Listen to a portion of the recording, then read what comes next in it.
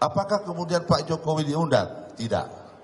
Karena kegiatan pada tanggal 16 Juli ini, apakah kemudian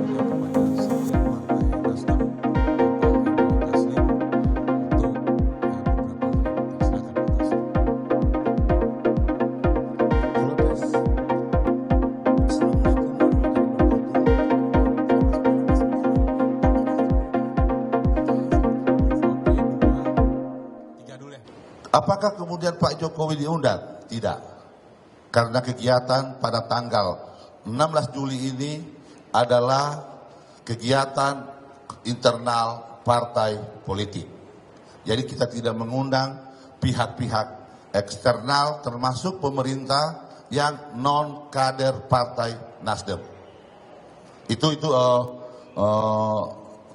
prinsipnya kemudian kenapa kita tidak mengundang para menteri dan lain-lain.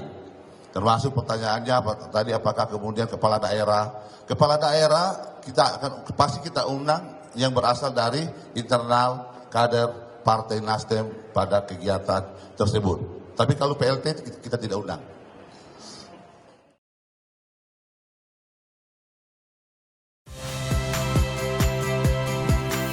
Saya Tifa Solesa.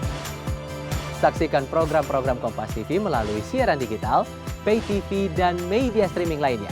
Kompas TV, independen, terpercaya.